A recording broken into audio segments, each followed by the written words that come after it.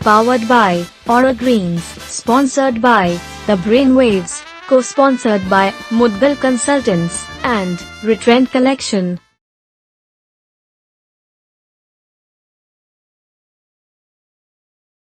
योग हमारे जीवन का एक महत्वपूर्ण हिस्सा बन चुका है।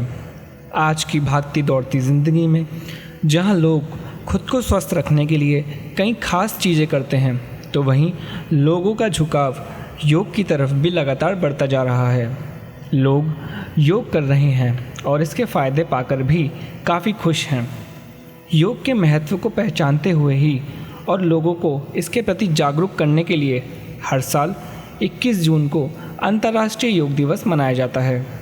तो इसी विषय पर आज हम बात करेंगे, जिसके लिए आज के हमारे गेस्ट योग शिक्षक श्री हिमांशु कौशिक जी हमारे बीच मौजूद हैं, जो स्वामी रामदेव जी से योग प्रशिक्षण प्राप्त कर पिछले काफ़ी समय से योग के माध्यम से आमजन को स्वस्थ रखने का कार्य कर रहे हैं।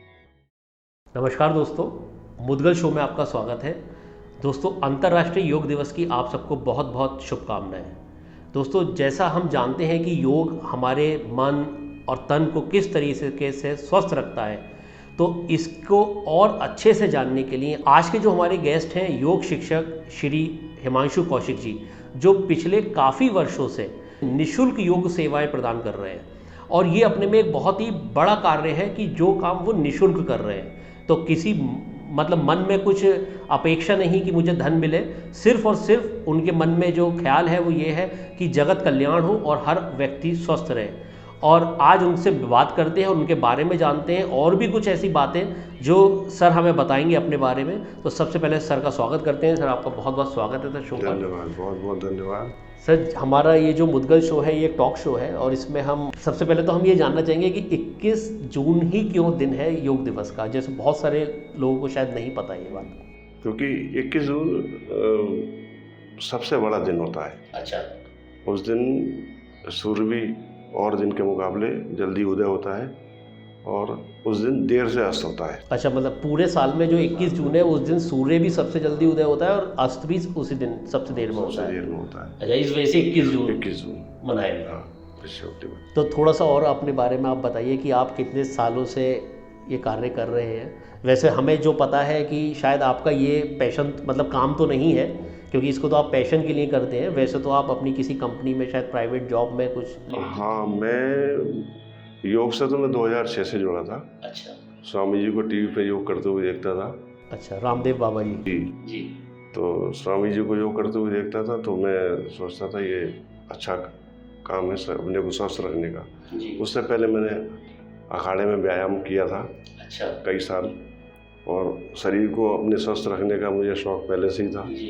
परिवार से भी यही शिक्षा मिली थी। पिताजी सुबह को 4 बजे हमारा लिहाफ जाड़ में उघाड़ दिया करते थे। अच्छा। और लिहाफ की तय करके रख दिया करते थे कि बस अखाड़े जाओ। अच्छा। और ऐसे ही बड़ा अच्छा इंसिडेंट उस समय भी हुआ था जब सन 80 में कर्फ्यू लगा। तो कर्फ्यू 6 महीने चला और 6 महीने के कर्फ्यू के बाद जब थोड़ा सा कर्फ्यू खुलना शुरू हुआ तो हमने अखाड़े जाना शुरू किया। तो हम CRPF वाले और वो सारे वो सब चौराहों पे खड़े होते थे, वो हमें रोकते थे, ए बच्चे कहाँ जा रहा है? तो हम कहते थे सर जय हिंद। तो जय हिंद सुनते ही उनका थोड़ा सा नरम रुख होता था। हाँ, कहाँ जा रहे हो? हमने सर अखाड़े जा रहे हैं। अखाड़े? तो वो हमारे हाथ पे ऐसे हाथ रख के देखते थे। अच्छा, जाओ जाओ बेटा जाओ, आगे कोई मिले तो मेरा नाम लेना कि उन्होंने भेजा है। अच्छा। तो वो हमें सपोर्ट करते थे उल्टा वाला। तो अखाड़े जाने के परिणाम बाद में हमें भी अच्छे लगने लगे, तो वो शौक़ नहीं, वो दिनचर्या बन गया। फिर अखाड़े 2-2 टाइम जाने लगे। अच्छा। तो शरीर को बनाने का शौक़ शुरू से ही था। स्वामी जी को देखा तो और वो लालायित हो गए कि अब ये भी करना है। और एक अवसर ऐसा आया फिर 2009 में कि स्वामी जी ने योग शिक्षक प्रशिक्षण के लिए लोगों को बुलाया, तो हम भी उसमें शामिल हुए और उनसे प्रशिक्षण लिया। ये मेरा शौक़ था, लेकिन अब मेरा ये स्वभाव बन गया है। अच्छा। नौकरी तो मैंने ब्रुक बॉन्ड की है जी, हिंदुस्तान यूनिलीवर की। ब्रेन वेव्स के इंटरेस्ट प्रोफाइल टेस्ट के साथ आप अपने बच्चे के कैरियर को नई दिशा देने के साथ साथ उनको सही दिशा में आगे बढ़ने के लिए प्रेरित कर सकते हैं। अधिक जानकारी के लिए संपर्क करें। सर हिंदुस्तान लीवर और बाबा रामदेव पतंजलि तो बिल्कुल शायद हाँ, लोग समझते हैं 36 का आंकड़ा है जी। तो आपने कैसे इन दोनों के बीच में तालमेल बिठाया? मेरा तालमेल तो मेरे जब भी आप किसी को कोई अच्छी बात बताओगे तो वो इग्नोर देर तक नहीं कर पाएगा। अगर स्वामी जी कुछ अच्छा काम कर रहे हैं तो कोई भी कंपनी अपने व्यापार के लिए उनको थोड़ी देर के लिए इग्नोर कर सकती है, लेकिन वही लोग जो हिंदुस्तान लीवर की बड़ी बड़ी पोस्ट संभालते हैं घर में जाके सुबह को वही बाबा जी का योग करते हैं। हाँ, ये ज़रूर है कि वो बाबा जी का प्रोडक्ट इस्तेमाल करने से पहले ये सोचे कि नहीं ये प्रोडक्ट तो मेरी कंपनी का आता है, ये मैं इस्तेमाल करूँगा, लेकिन योग बाबा जी का ही करेंगे, क्योंकि योग तो बाबा जी का ही प्रोडक्ट है। क्योंकि उसको तो आप इग्नोर नहीं कर सकते हो।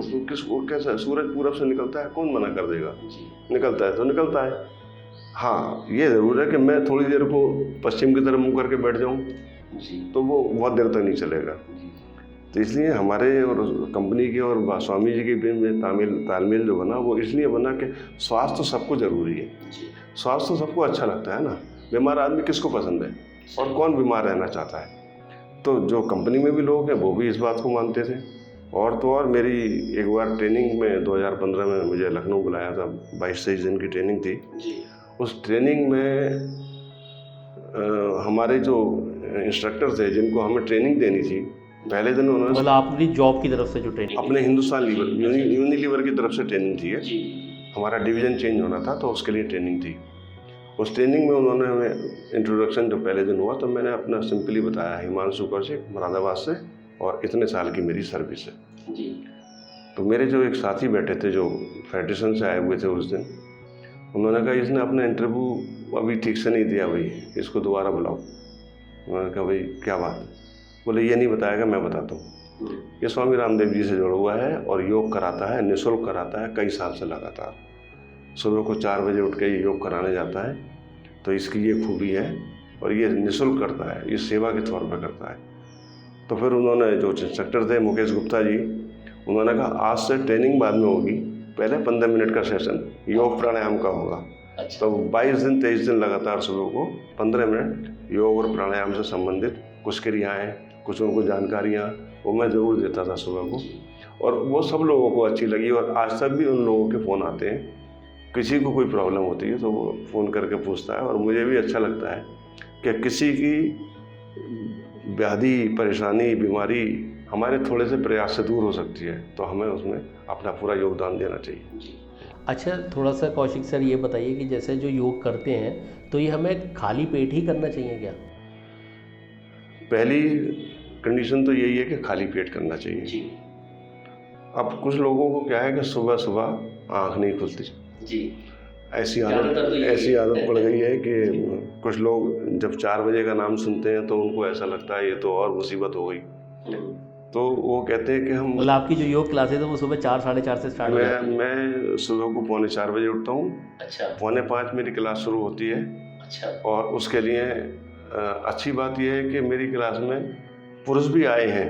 अच्छा। लेकिन महिलाएं नियमित रूप से आती हैं, और अच्छा। पिछले 10 सालों से मेरी योग कक्षा में 95% उपस्थिति महिलाओं की है। अच्छा। तो मुरादाबाद में सर कहाँ पे? मैं बेब मॉल है यहाँ पर, बेब मॉल पे, हाँ वहाँ पे MDA में सुबह को जो कार की पार्किंग है वहाँ पे उनका पूरा सुबह को फर्श पक्का फर्स्ट क्लास तैयार है। अच्छा। तो वो जगह मेरे लिए ईश्वर ने पहले से तैयार करा दी है, मिली हुई है मुझे। इतना अगर मैं किराया दे के भी देना चाहूँ तो मुझे वो जगह नहीं मिलेगी। ये सब स्वामी जी का आशीर्वाद है, ईश्वर की कृपा है कि उसमें योग कक्षा में, और योग कक्षा इतनी नियमित चलती है कि लोग उसको प्रशंसा करते हैं दूर दूर तक कि ये कक्षा इतनी नियमित है और इतनी अनुशासित है। हमारी योग कक्षा में जो पतंजलि से लोग आते हैं देखने के लिए, वो भी इसकी प्रशंसा करते हुए जाते हैं दूर दूर तक कि ऐसी कक्षा हमने नहीं देखी। तो नियमित चलती है। और जहाँ तक सुबह को जिनको लोगों को उठा नहीं जाता जी, तो हम उनसे कहते हैं कि आप शाम को कर सकते हो जी। तो शाम को करने की एक कंडीशन ये है कि आपको भोजन करे हुए 5 घंटे हो गए हों, ठोस पदार्थ लिए हुए 5 घंटे। लिक्विड अगर आपने कोई लिया है तो आप 1-1.5 घंटे बाद भी कर सकते हो, कोई दिक्कत नहीं है। मतलब योग करने से पहले 1-1.5 घंटे पहले कुछ खाना नहीं है? हाँ, कोशिश करें कि कुछ ना खाएं, और पेट जितना हल्का होगा, योग प्राणायाम आप जब ही कर पाओगे जब आपका पेट हल्का हो। इसीलिए सुबह को तो जब हम शौच हुआ है एक बार तो पेट हल्का हो गया, फिर हम कोई भी क्रिया कर सकते हैं। कुछ क्रियाएं तो ऐसी हैं जिनमें पेट का इन्वॉल्वमेंट रहता है, कुछ ऐसी हैं जिनमें पेट का इन्वॉल्वमेंट नहीं है, तो वो क्रियाएं आप 1 घंटे बाद भी कर सकते हो। लेकिन अगर पूरा प्राणायाम करना है तो उसको करने के लिए आपका पेट हल्का ही होना चाहिए। भोजन के बाद 5 घंटे बाद। भोजन के 5 घंटे बाद। अच्छा सर, जैसे आज की तारीख में ये ऑनलाइन सारी चीज़ें चल रही हैं, तो क्या ऑनलाइन प्रशिक्षण जो चल रहा है योग का, तो ये हम कर पाते हैं? मतलब ऑनलाइन तो ऐसा हो गया जैसे टीवी देख के करना, लेकिन मेरा ऐसा मानना है कि जब तक कोई कोई शिक्षक हमारे सामने ना हो तब तक कभी हम कुछ गलती कर दें, क्योंकि ऑनलाइन में बहुत सारी चीज़ें जो समझ में नहीं आती। तो ये किसी का बेटा न्यूजीलैंड गया हो जी और मम्मी पापा उससे रोज़ फ़ोन पे बात कर लेते हो जी, बेटा तो न्यूजीलैंड में ही है ना जी, हाँ, बात कर ली, थोड़ी संतुष्टि हो गई जी, ऐसे ही है। ऑनलाइन कक्षा भी ऐसे ही है। अच्छा। आमने सामने बैठ के जो एक दूसरे की भावनाएं समझते हैं, एक दूसरे की परेशानी समझते हैं, और जो बताते हैं वो 100% दूसरे पे पहुंचता है जी। ऑनलाइन एक अल्टरनेटिव है, जब तक व्यवस्था नहीं है, जब तक ऑनलाइन अच्छा है, नियमित रह सकते हैं उसके सहारे, और एक जानकारी तुरंत मिल सकती है जी। फिजिकली इस समय कोरोना काल में इकट्ठा होना क्योंकि संभव नहीं है जी, और इकट्ठा होना भी नहीं चाहिए, इसलिए ऑनलाइन कक्षा जो चली है उनका एक ही उद्देश्य है कि हम नियमित रहें और छोटी छोटी जानकारियाँ जिनसे हम परेशानियों से बच सकते हैं वो हमें तुरंत मिलती रहे। ऑनलाइन कक्षा आज के रूप में, तो आज के माहौल में तो मैं समझता हूँ एक अच्छा ही विकल्प है, हाँ, जिससे कि हम अपनी परेशानियों को तुरंत दूर कर सकें। लेकिन कुछ योगा आसन ऐसे हैं सर जैसे जो ऑनलाइन नहीं समझे जा सकते, मतलब देखे तो जा सकते हैं, तो शायद मेरे हिसाब से लोगों को वो आजमाना भी नहीं चाहिए, कभी कुछ गलती और हो जाए। बिल्कुल, आप बिल्कुल सही कह रहे हैं कि जो चीज़ हमें किसी गुरु के उसमें प्रशिक्षण में आना चाहिए, उसके बाद सीखनी चाहिए, उसके बाद करनी चाहिए, वो ज़रूरी है कि हम अपने गुरु के सामने ही करें, है ना। अगर नहीं हो पा रही तो उनसे फ़ोन पे बात करें कि मैं नहीं, क्योंकि अगर हम ऑनलाइन करते हैं और कुछ और उल्टा हो जाता है तो फिर वो भी कुछ चीज़ें ऐसी हैं जैसे हम कहते हैं कि हर्निया वाले पेशेंट को पीछे की तरफ नहीं जाना चाहिए, झुकना नहीं चाहिए, कमर दर्द वाले को आगे की तरफ नहीं झुकना चाहिए। तो जब हम सामने बैठे होते हैं तो उनको अच्छी तरह बता पाते हैं जी। कई बार कोई रोगी है, हृदय रोगी है, हम उस हृदय रोगी से ऐसा आसन कराएं जिसमें उसके हृदय पर जोर पड़े, तो जब ऑनलाइन करा रहे होते हैं तो इतना सब पे ध्यान नहीं जाता है, और बाई चांस वो भी सबकी देखा देखी करने लगे तो उसको कोई दिक्कत आ सकती है। हमारे सामने बैठा होता है तो हम तुरंत महसूस कर लेते हैं और पूछ भी लेते हैं कि आपको कोई दिक्कत तो नहीं है। योग कक्षा में भी हमारे जो नए सदस्य आते हैं, मैं एक बार उनसे उनके बारे में थोड़ा सा पूछ जरूर लेते हैं कि आपका बीपी कैसा रहता है, शुगर है कि नहीं है, हार्ट की कोई दिक्कत तो नहीं है, हाल फिलहाल में आपका कोई ऑपरेशन तो नहीं हुआ है, कोई सर्जरी तो नहीं हुई है। तो ये सब चीज़ें जब जानकारी हमारे पास होती हैं तो हम उनको वही चीज़ें बताते हैं जो उनके लिए उपयुक्त हैं। सारे आसन, सारे प्राणायाम, सारे व्यायाम हर एक के लिए नहीं है जी। तो जो जिसके लिए ज़रूरी है उसका समय बढ़ाया भी जा सकता है, जो जिसके लिए ज़रूरी नहीं है उसको स्किप भी किया जा सकता है, कम भी करवाया जा सकता है। तो ये चीज़ें हमें ध्यान रखनी होती हैं कि सामने वाला व्यक्ति कोई किसी बीमारी से पीड़ित तो नहीं है, किसी ऑपरेशन के उससे तो नहीं गुजरा है अभी, और कोई जेनेटिक भी कोई चीज़ होती है तो उसका भी ध्यान रखें। अच्छा, मतलब सारी चीज़ों को ध्यान में रखते हुए आपका ये रहता है। अच्छा सर, जैसे अगर कोई चाहता है, मतलब मुझे ऐसा पता चला हमारी टीम को कि कोई चाहता है कि आप उसको प्रशिक्षण दें उसके घर पर, तो आप कुछ ऐसा सेवाएं भी बहुत जल्द लाने वाले हैं या दे रहे हैं, वो क्या चीज़ है सर? हमारी पहली तो इच्छा होती है और कोशिश भी है कि जो भी व्यक्ति योग सीखना चाहे वो बेमॉल आए, वहाँ आके बैठे, निःशुल्क, वो निःशुल्क है, निःशुल्क रहेगी जी, उसमें कोई शुल्क नहीं है। और कोई मुझे पूछते भी हैं कि आप हमें घर पे आकर सिखा दोगे जी, तो उसकी परिस्थिति देखी जाती है, क्या वो व्यक्ति सुबह आने लायक है कि नहीं है। अब कोई बुजुर्ग, मान लो महिला है या कोई पैरों से घुटनों से कोई परेशान है जो सुबह को नहीं आ सकते और जिनको कोई वहाँ छोड़ने भी नहीं जा सकता, घर में कोई ऐसा भी व्यक्ति नहीं है जो उनको छोड़ सके, तो उनको हम घर पर सेवा इसलिए देते हैं कि वो योग प्राणायाम से जुड़ जाएं एक बार, फिर वो धीरे धीरे उनके अंदर हिम्मत भी आएगी, फिर उनके अंदर मानसिक रूप से बल भी आएगा कि अब थोड़ा सा हम घर से बाहर भी निकल सकते हैं। तो सेवाएं देते हैं उनको हम जो वाकई में घर से नहीं निकल पाते। तो अगर सर किसी को इस तरीके की सेवा लेनी है तो वो आपसे संपर्क कर सकता है, हमारा आपका नंबर हम यहाँ फ्लोट कर। हाँ बिल्कुल बिल्कुल बिल्कुल। क्या आपका बच्चा विजुअल लर्नर है या ऑडिटरी लर्नर? अगर आप भी जानना चाहते हैं तो ब्रेनवेव्स की टीम आपकी इसमें मदद कर सकती है। अधिक जानकारी के लिए संपर्क करें। अच्छा सर, थोड़ा सा जैसे ये बताइए कि कई लोग ये सोच लेते हैं कि यार मैं तो सुबह मॉर्निंग वॉक पे ही आया, मैं तो इतने किलोमीटर टहल लिया, मैं तो आज घड़ी बांध ली मैंने और वो घर में 10 किलोमीटर चल लिया, तो वो करना और योग में, इन दोनों में क्या डिफरेंस है? क्योंकि वो तो कहते हैं हमने शरीर से व्यायाम तो कर लिया, अब योग क्यों करें? तो उन लोगों के लिए कुछ कहना चाहेंगे सर? टहलना अच्छी चीज़ है जी टहलने जाना चाहिए, पसीना बहाना चाहिए। सही बात यह है कि पसीना बहाना चाहिए, जी लेकिन मैं लोगों को सुबह टहलते हुए देखता हूँ, ना तो उनकी टहलने की कोई स्पीड होती है, जी ना उनकी बॉडी में कोई प्रॉपर मूवमेंट होता है। जी मुंह में ज़्यादा होता है सर, बातचीत करते हुए टहलते हैं। टेढ़ी है तो टेढ़ी चली जा रही है, जी एक हाथ लंबा फेंक रहा है, एक हाथ ऐसे रोक रखा है। तो टहलने का भी एक मकसद है, वो मकसद पूरा हुआ कि नहीं हुआ पहले ही देखना। जी टहलते समय लोग लंबी सांस नहीं लेते, बोलते हुए जाते हैं आपस में एक दूसरे के साथ, जी मुंह से सांस लेते हैं, मुंह से सांस छोड़ते हैं, तो उनके टहलने का पर्पज पूरा नहीं होता। हाँ, जो लोग अच्छे से टहलते हैं वो टहलने जाते हैं तो अच्छा काम करते हैं शरीर के लिए। मतलब टहलना है तो मुंह बंद करके टहलना है और नाक से सांस लेनी। नाक से सांस लो और एक टारगेट बनाओ कि मैंने 8 कदम तक सांस भरनी है अच्छा और 8 कदम तक सांस छोड़नी है। अच्छा अच्छा, ये नहीं कि सांस ली और छोड़ी। कि नॉर्मल जैसे पूरे दिन की दिनचर्या है वो उसके हिसाब से कुछ चेंज करना है। बिल्कुल, अपने सांसों की संख्या प्रति मिनट कम करनी है। प्रति मिनट हम मतलब होल्डिंग कैपेसिटी जो है सांस की वो बढ़ानी है बढ़ानी अपनी, है। कि हम कम ज़्यादा भर के आग कितना लंबा चल सकते हैं। तो टहलते समय इन बातों का ध्यान 100 में से 9 भी नहीं रख पाते, जी बिल्कुल 100 में से 9। और दूसरी बात यह कि किसान सबसे ज़्यादा स्वस्थ होना चाहिए मेरे हिसाब से, जी, पूरे दिन में लेकिन बीमारी तो उसको भी आ जाती है। जी तो आपकी जिसे कहते हैं कि मन का और शरीर का शक्तियों का मिलना, जी उनका सामंजस्य कितना है। आप बड़े बड़े अच्छे ताकतवर लोगों को देखा होगा, जहाँ जरूर सी उल्टी खबर मिली और घबरा गए, परेशान हो गए, पसीने छूटने लगते हैं, बीपी हाई हो जाता है।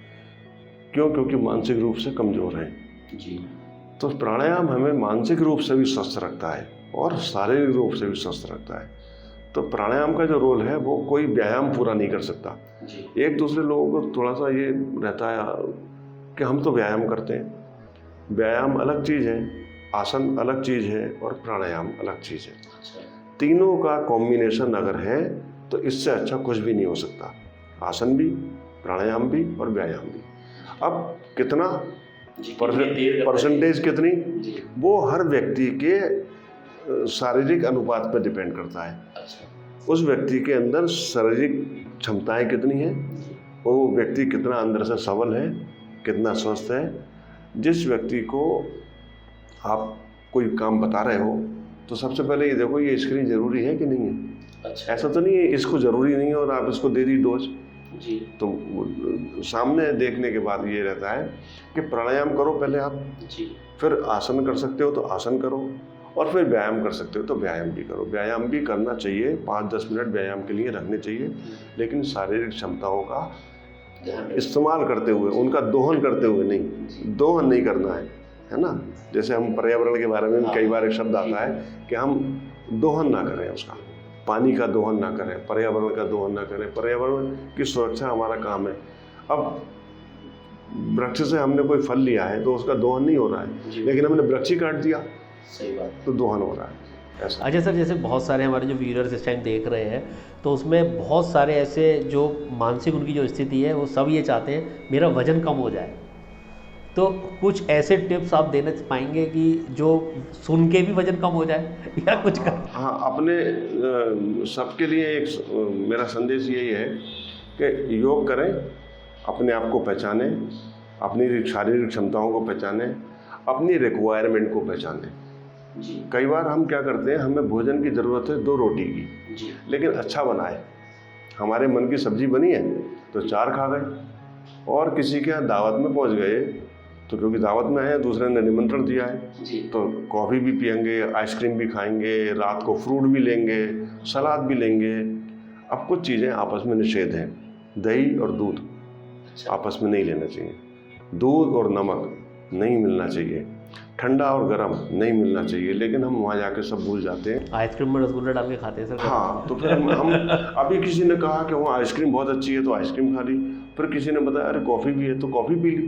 जी ये ऐसा नहीं करना चाहिए। इससे हमारा शरीर की जो जिसे कहते हैं कि अंदर एक सेंस काम करता है, एक सेंसर काम करता है।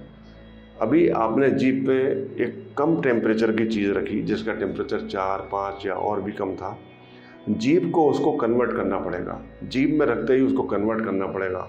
अगर वो चीज़ आपके सीधे भोजन नली में चली गई तो नुकसान बहुत हो जाएगा। तो जीभ को तुरंत एक बहुत ज़्यादा काम करना पड़ता है। अच्छा। ऐसे ही गर्म को, जितनी गर्म चीज़ आपने जीभ पर रखी है वो जीभ ही है जिसने बर्दाश्त कर लिया। अगर कहीं भोजन नली में चली गई तो भोजन नली के वो उड़ जाएंगे बक्कल।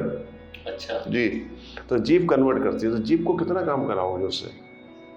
सामान्य जो हमारा टेम्परेचर है उस सामान्य टेम्परेचर की चीज़ें हम आराम से खाएं, कोई दिक्कत नहीं होगी। लेकिन मुझे सर आइसक्रीम पिघला के खाएं।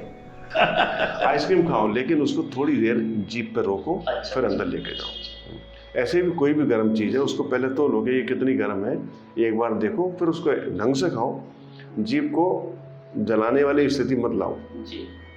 तो भोजन नियमित, संयमित, एक कहावत है आयुर्वेद में, हितभुक, ऋतभुक और मितभुक।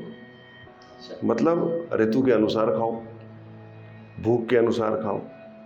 आपको भूख जितनी है उसको पहचानो, उसका ज़बरदस्ती उसके ऊपर मत जाओ, फिर डकारें आएंगी। पेट तो जवाब देता है आपको, जब आपको डकार आती है आप समझ जाओ कि आपने आज कुछ ज़्यादा कर दिया है, लेकिन हम समझते नहीं हैं। डकार आई, एक जेरोसिल एमपीएस की गोली उठाई और खा गए, ये नहीं, वो ठीक नहीं है। तो कुछ चीज़ें हर समय हम दवाइयों के ऊपर जो डिपेंड रहते हैं वो भी ठीक नहीं है। हम उसको नेचुरल तरीके से ठीक करें। हम कभी कभी भूल जाते हैं। मैं सबसे कहूँगा ये बात, 3 लीटर पानी दिन भर में कितने लोग पीते हैं? नहीं पीते। पानी की ज़रूरत हम पूरी नहीं करते। भोजन हम ज़्यादा से ज़्यादा करते हैं, उससे हमारे शरीर में फैट बढ़ता है। जब फैट बढ़ जाता है, वो आपे से बाहर हो जाता है, तो हम कहते हैं, जब वो दूसरे वाला ठोकते हैं सामने से, भाई पेट को क्या हो गया, तो उसको कहते हैं अच्छा निकल गया है क्या, अब मैं इसको ठीक करूँगा। तो एक दिन में ठीक नहीं होता। फिर जो आपने सालों से पाला था उसको सही करने के लिए भी समय देना पड़ता है, और उतना संयम आदमी दिखा नहीं पाता। तो संयम भी रखना पड़ेगा, भोजन में धैर्य भी रखना पड़ेगा, अनुशासन भी रखना पड़ेगा, और नियमितता भी रखनी पड़ेगी। भोजन का समय निश्चित करो, नींद का समय निश्चित करो। लोग नींद का भी समय निश्चित नहीं कर पाते। जो सोने का समय होता है हमारा, रात को 10 बजे से लेकर सुबह 4 बजे तक 1 घंटे की चार्जिंग बराबर 3 घंटे की रेस्ट। अच्छा। अगर आपने 1 घंटे चार्ज किया अपनी बॉडी को तो 3 घंटे काम करेगी, अब बिल्कुल आपके मोबाइल की बैटरी की तरह। अच्छा। अब आपने रात को 10 बजे सोना है तो 2 घंटे पहले भोजन करना है। 8 बजे भोजन करना है तो पौन घंटे पहले पानी पीना है, जो भी प्यास लगती हो। भोजन के साथ पानी नहीं पीना। अच्छा। अधिकतर लोग भोजन के साथ पानी पीते पानी हैं, वो नहीं है। एक आयुर्वेद में कहावत है, भोजनांते विषम बारी। भोजन के अंत में पानी पीना विष के समान है, क्योंकि हमारी जो जठराग्नि बनती है वो पानी पीते ही वो ख़त्म हो जाती है। फिर वो भोजन को पचाने का काम नहीं कर पाती। वो भोजन हमारा रखा रहता है। बिल्कुल कैसे कि हम एक लकड़ी को जलाएं और जैसे ही लकड़ी में कुछ लपटें उठें हम उसको पानी डाल दें। अब वो ना लकड़ी रही ना कोयला बनी, और राख तो क्या बनेगी।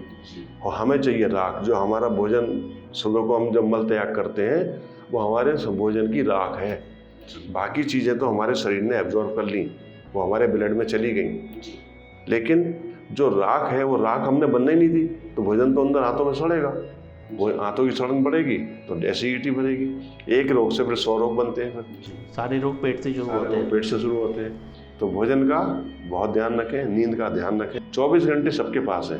हिंदुस्तान के प्रधानमंत्री के पास भी 24 ही घंटे हैं, अमेरिका के राष्ट्रपति के पास भी 24 ही घंटे हैं।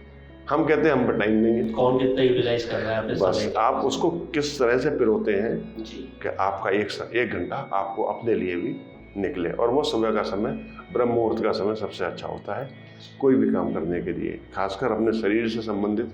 जब आपने सुबह ही अपना कोई काम कर लिया, पूरे दिन आप एनर्जी से भरे रहेंगे। पूरे दिन आपको किसी तरह की थकावट महसूस नहीं होगी। और प्राणायाम यही संतुलन बनाता है आपके अंदर। अच्छा सर, आपके इस एक्सपीरियंस में जो आपका ये पैशन है योग कराना और योग सिखाना, इस दौरान कभी आपको कुछ ऐसा लगा जो बड़ा रोमांचित और बड़ा एक मतलब आपको कहे कि यार मैंने तो बड़ा अच्छा काम करा? कुछ कभी कोई ऐसी फील हुई, कोई बहुत बीमार था या किसी के बहुत जटिल अवस्था? ऐसे मेरी योग कक्षा में ऐसी कई महिलाएं आई हैं जी जो किसी के कहने से आई थी जी कि आप भी एक बार जाके देखो। कारण क्या था कि उनसे घुटनों से बैठा नहीं जाता था, जी वो इतनी देर बैठ ही नहीं सकती थी, हर चीज़ की दवा खाती थी, जी हर चीज़ की दवा खाती थी और समझ लो अपने ऊपर अपने आप ही बोझ थी। जब वो कहने से किसी के आई तो पहले दिन तो उनसे नहीं बैठा गया। मैंने कहा जैसे आपसे बैठा जाए वैसे बैठो। और 15 दिन आते आते वो जैसे सब लोग 1.5 घंटा बैठते हैं वो भी ऐसी बैठी और बाद में खुद बताया कि डॉक्टर ने मुझसे कह दिया था तुम तो कभी ज़िंदगी भर में पैर नीचे मोड़ के ज़मीन पे बैठ ही नहीं सकती। अच्छा। और अब मैं बैठी हूँ और अब मैं ईश्वर का धन्यवाद कि आप मिल गए, नहीं तो मैं तो अपने शरीर को अंत समझ बैठी थी। तो उस समय बहुत अच्छा लगता है जब कोई आता है, उसकी परेशानी दूर होती है योग से, प्राणायाम से, तो हमें भी अच्छा लगता है। अच्छा सर, हमारे व्यूअर्स को जो आपको देख रहे हैं इनको कोई संदेश देना चाहेंगे आज योग दिवस पे? बस विश्व योग दिवस पे मेरा यही संदेश है जो स्वामी रामदेव जी बार बार कहते हैं कि हमें विश्व को रोग मुक्त बनाना है। रोग मुक्त बनाने का मतलब मैं इसको और चीज़ों से जोड़ूँ, अगर योग प्राणायाम से अपना स्वदेशी आयुर्वेद और समृद्धि, योग प्राणायाम से आपकी समृद्धि जुड़ी हुई है सीधी सीधी। क्यों? जब आप योग करेंगे, प्राणायाम करेंगे तो आपका अननेसेसरी जो बीमारियों में पैसा खर्च होता है वो बचेगा। और वो पैसा किसी की भी जेब में, ऊपर वाली जेब में नहीं रखा है कि अभी मेरे सिर में दर्द हो और मैं 1000 रुपये का पर्चा और 2000 रुपये की दवाई ले आऊँ, किसी के पास नहीं है। और आजकल तो बीमारियाँ भी ऐसी हैं और उनके खर्चे भी ऐसे हैं कि बीमा भी कम पड़ जाता है, मेडिकल इंश्योरेंस भी कम पड़ जाता है, उससे भी ज़्यादा खर्च होता है। तो वो पैसा किसी के पास बीमारी के लिए नहीं रखा है, किसी की बेटी की शादी के लिए रखा है, किसी का बच्चे की पढ़ाई के लिए रखा है, किसी ने मकान लेना था उसके लिए रखा है और अचानक बीमारी में खर्च होता है। तो वो पैसा जो बचेगा वो आपके परिवार की समृद्धि पर काम आएगा। और एक परिवार समृद्ध नहीं होता, एक परिवार से एक समाज समृद्ध होता है और समाज से राष्ट्र समृद्ध होता है। तो योग प्राणायाम से पूरे राष्ट्र की समृद्धि, परिवार से और समाज से होते हुए पूरे राष्ट्र को उसकी समृद्धि का लाभ मिलेगा। यही मेरा संदेश है।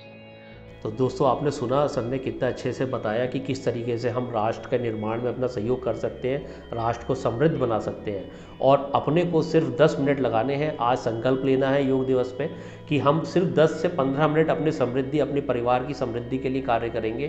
क्योंकि अगर हम स्वस्थ रहेंगे तो हमारे द्वारा कमाया हुआ जो धन है वो व्यर्थ नहीं जाएगा, और जब व्यर्थ नहीं जाएगा तो वो हमारे समृद्धि के काम आएगा।